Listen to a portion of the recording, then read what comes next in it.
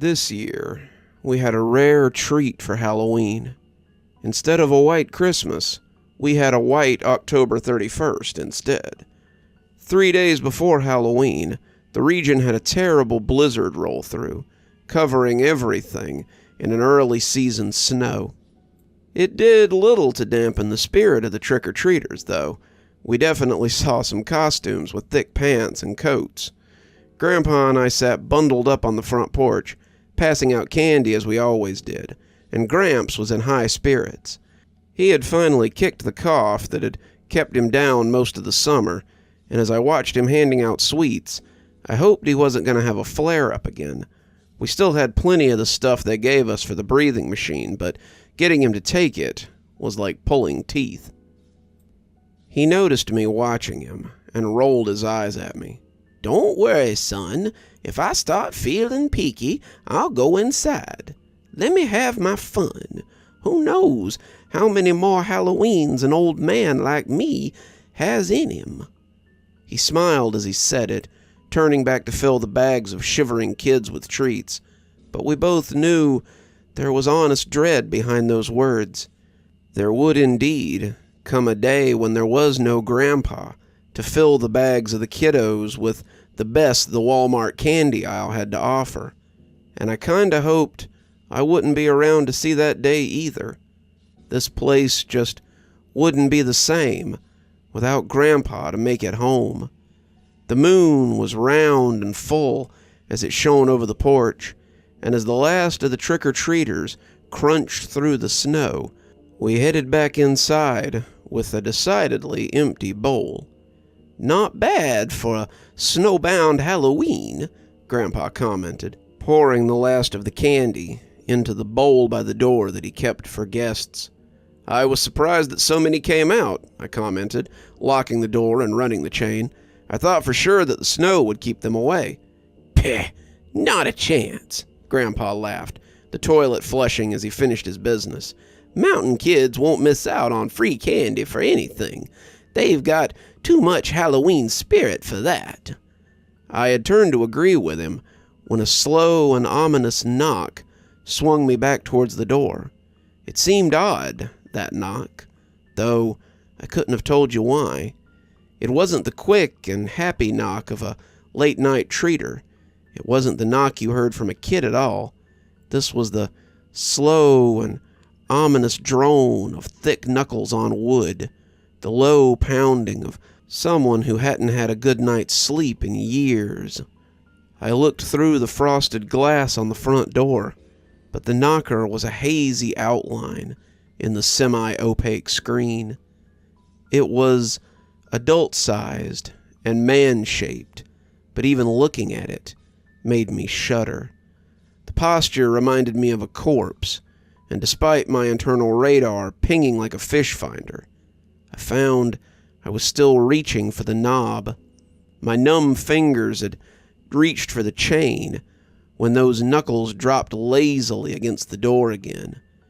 At long last, it hit me as the chain came sideways, the metal scraping eerily, what those bones sounded like as they rattled the door. I had never heard the noise before, but it had to be an exact match. I tried to resist the pull of courtesy, the draw of hospitality that came from a lifetime with my parents. For my better judgment knew that something terrible lay on the other side of that door, and it would be better to leave it in the cold and the snow. The rapping of those knuckles sounded like fingers drumming on a coffin lid, and I knew without a doubt that this visitor was not of this world. Grandpa caught me by the wrist as my hand closed around the knob, and I was very glad that he had. "Don't open that door. That's not a guest you want in here." The knock came a third time as we stood deliberating, and when it turned slowly from the door and walked away, I breathed a sigh of relief. "Don't celebrate just yet," Grandpa said, putting the chain back up and drawing me away from the door. "It's only just beginning now." "What is?" I asked, not even asking how he knew it was malicious. That had been No straggling trick-or-treater. I'd felt it through the door, but still, I felt obligated to offer it hospitality.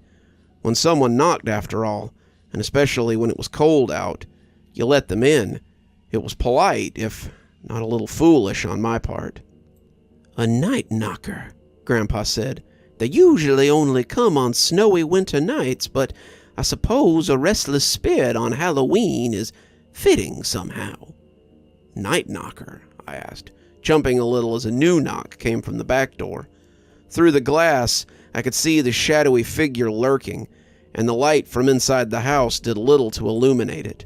He raised his hand to knock a second time, and the glass shivered under the bony tonk, tonk, tonk of his gnarled old fist. "Wandering spirits who try to gain entry into a home. Night knockers used to be a profession of sorts, or so I've heard, and I imagine that more than one of them has likely tricked their way into a home that's used to answering a deputy checking for unlocked storefronts. They used to work for the sheriffs in rural areas, checking doors and locking up behind forgetful shopkeepers. But these fellas are a little less altruistic." It finished its third knock while we were gabbing, and I heard it move off across the back porch, back towards the woods. "It's not done yet, boy," Grandpa said, taking the kettle from the sink, and, as if he had conjured it, the thing tapped on the window in the living room, hard enough to rattle the frame. You've encountered them before, then?" I asked, turning to look in the direction of the knocker. "A few times. They aren't very common, but they appear now and again. Don't pay them any mind, boy. If they think you're scared of them, they tend to stick around longer." He added hot cocoa to the kettle, along with milk and some cinnamon, and put it on the stove as he switched the burner on. "Grandma told me about them when I was younger. Said they gave her a real fright when she was around my age. Have I ever told you that story?" he asked, grinning as he slid me a chair. "I suppose I haven't, or you would have known about the night knockers. It appears we have some time for a story, if you'd like to hear it." I nodded, watching as Grandpa stirred some honey into the pot and poured us each a cup full of the contents as it began to bubble.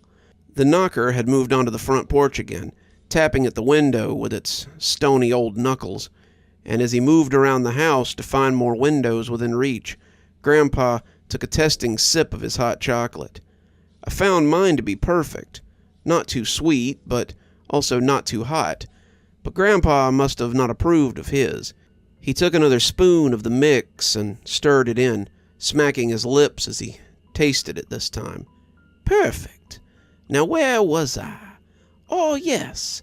It was a night much like this, and I was staying with my grandma during a frosty January blizzard. My parents had gone out of town, sort of a second honeymoon for their 11th wedding anniversary, and Grandma and I were spending a night together in her little cabin. A storm had blown up about a week after my parents left, and by the second week we were well and truly snowed in. Why they had decided to take a trip right after Christmas was beyond me, but school was canceled, and it was just Grandma and I on our own. She'd laid in food for the winter, like she always did, and we were eating stew and fresh bread when a knock came on the door. It wasn't a knock of a normal person, though.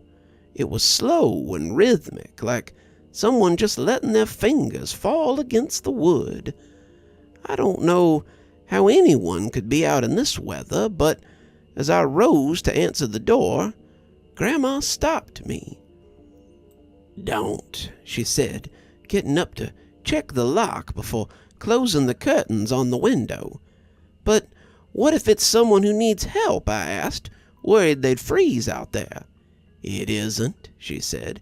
"It's no one that you can help anyway." "What do you mean?" I asked, getting a little scared as the knocking sounded again against the nearby window. "It's a night knocker," she said, "a restless spirit that wanders and looks for people to let it in." What does it do to them?" I asked, my voice higher than usual as my terror crawled up my throat. "No one really knows. The ones who do don't live long enough to talk about it." She saw that her words really weren't much of a comfort and switched gears. "Luckily for you, it's only one. When I was about your age, I had a whole bunch of them come to your great-grandmother's house while I was there alone. Would you like me to tell you about it?" She'd gone to the wood stove and put on some tea, the kettle already thumping as the water got good and hot. She didn't have any cocoa. Very few people did around here at that time, but she had ginger tea and warm honey, and soon she had a cup of it in my shivering hands and was beginning her own story. The knocker was moving from window to window, testing each with his bony knuckles, but as she started her own story, I almost forgot about him. It was March, and Mama had gone out to try to get some supplies. Daddy had been stuck in the mines for about a week, snowed in as the site was waist-deep in powder, and Mama and I were on our own. The food had begun to run low, and Mama had left to see if anything in town was open so she could pick up some supplies. We'd boiled the last of the oats for breakfast, and the kettle of soup we had made from the ham and remaining vegetables was down to the bottom of the pot. Mama had left around noon, saying she'd be back before dark, but dark had come, and Mama was still gone.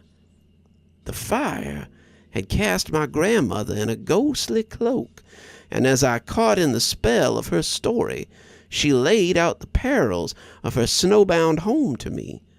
This wasn't the first time I had been home alone, far from it, and I was busy preparing the middlings of what we had set aside for dinner. There was only a few eggs and some grits left for breakfast, and after that we'd be down to eating the shoe leather. I was adding to the small soup stock we had, mostly boiling vegetables, when someone knocked at the door. I thought it was my mother, and I had my hand around the knob before I was hit with the most overwhelming sense of dread. I had learned from my mother about the unseen world and was acutely aware of its presence, even at 11. I heard it knock again, and it took all my will to remove my hand from the doorknob. Not only was I drawn by the pull of generosity and custom, something that runs deep here in Appalachia, but there was an undeniable draw to let whatever it was in. After the third knock, it moved away, and as the pull dwindled, I breathed a sigh of relief. When another knock came at the door, mirrored by a similar knock at the window, I jumped in surprise and looked over at the window that looked out from the den. There was a man-sized shape there, its fist raised to knock again, but the dimensions were wrong. It was like a living shadow, the thickness seeming temperamental, and when it moved away after the third knock, another took its place and knocked again. Now there were 3 of them, knocking at the windows and the door. They were circling the house, and as they knocked, I felt my breath hitching as my panic rose. It was like an ever-expanding circle, the knocking moving around and around and around.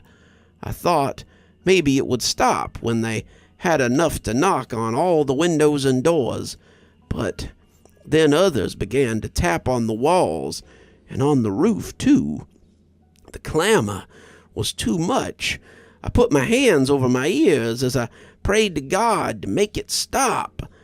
As I stood there sobbing, asking the Almighty to help me, though, the voice of my own grandmother echoed in my head. "The good Lord helps those who help themselves, Junebug.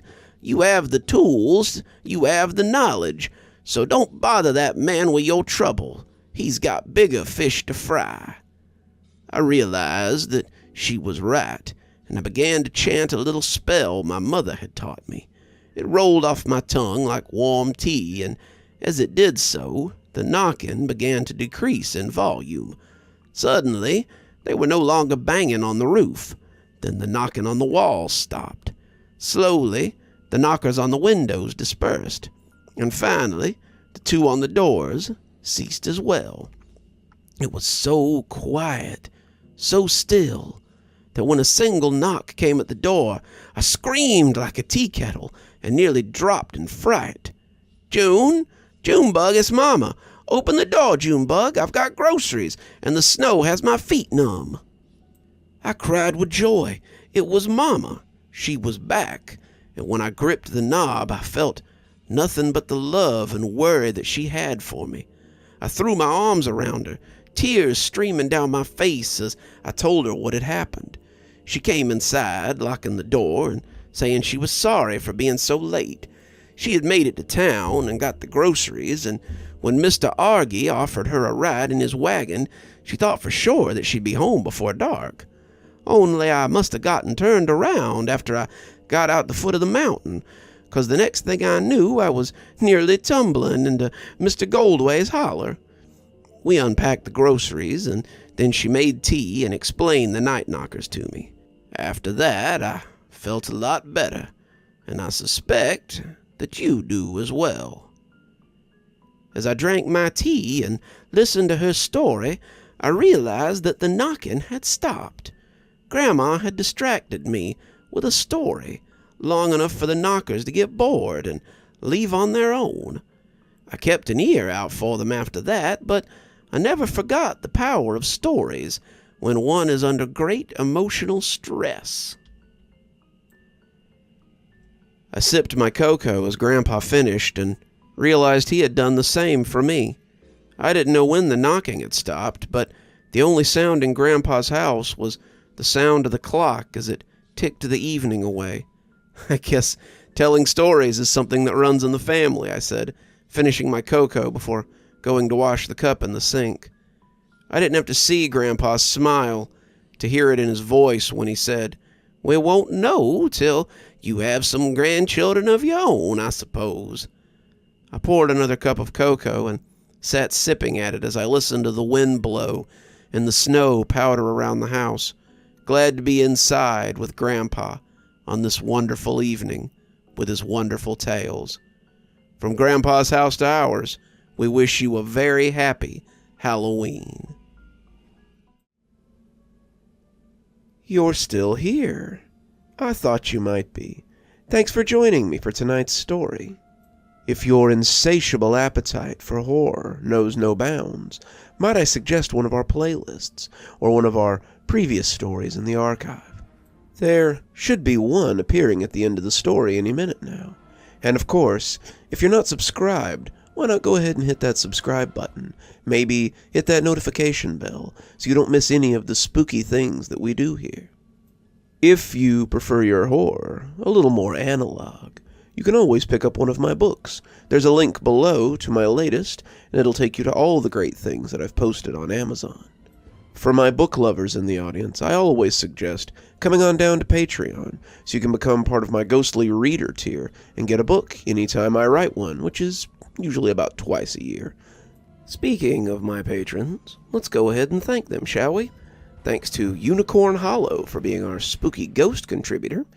Thanks to Janet and Lady Vengeance for being our spooky skeleton tier contributors. Thanks to Hi Stacy, Winter, Xaronan, Emily Coltsfoot, Stephanie Carrington, Marianne Schuler, Tyler Parker, and Jennifer Damron for being our ghostly reader tier contributors. Thanks, everyone. We just couldn't do the show without you. If you think you might like to support the show in a more monetary fashion, come on down to Patreon. I have many tiers. I'm sure you'll find one that suits you best. I always recommend the Ghostly Reader tier, since you get a signed book anytime I write one on your doorstep. But I have many tiers, and again, I'm sure you'll find one to suit you.